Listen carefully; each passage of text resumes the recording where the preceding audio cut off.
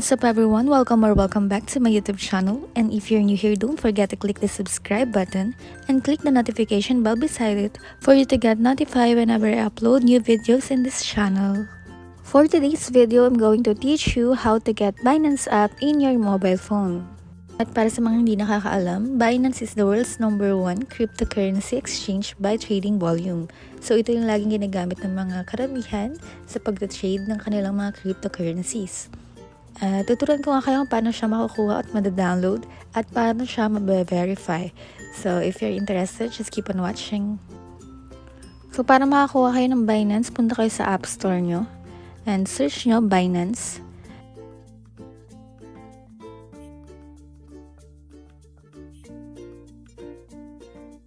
Binance buy Bitcoin securely. Ito yung i-click niya.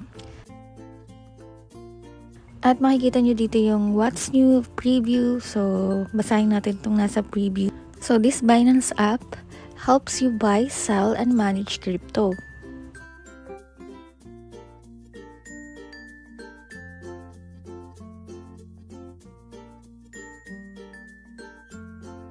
Convert your fiat to crypto with zero trading fees.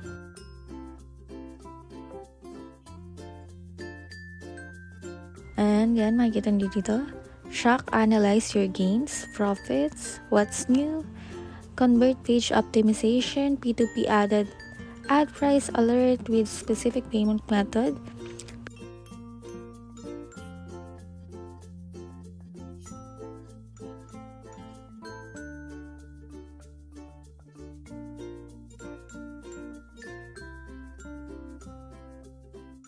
Then, click nyo na yung open and allow.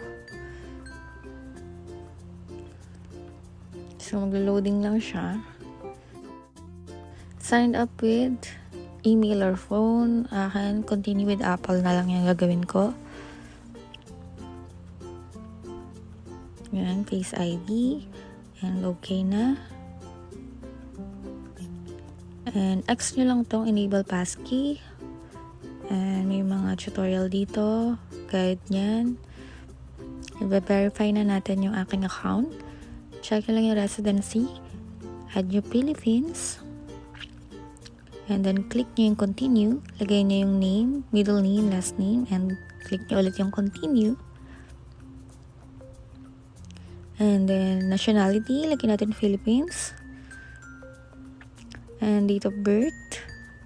And home address nyo, kung saan kayo nakatira. And document verification, lagay kayo ng ID. Ang gagamitin ko is passport para mas madali. So, yan. Pipicturean nyo lang yung ID nyo dito. So, pipicturean ko yung aking passport. And click nyo lang yung continue after. And yan, upload na yung ating document or yung ID ko. Yung passport. And dito, magla-live ka lang, live check.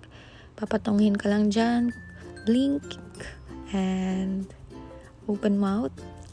And then, makikita nyo dito, in review na. After ilang hours, chinek ko tong aking Binance again. At makikita nyo, verified na siya ngayon. So, ilang hours ko siyang hindi binuksan. Almost 11 hours din. Pero mabilis lang. Kita nyo naman. Kapag passport yung ginamit nyo, mas madali lang siyang mag-verify. So, ganun lang naman guys. So, that is it for today's video. Thank you for watching and don't forget to click subscribe.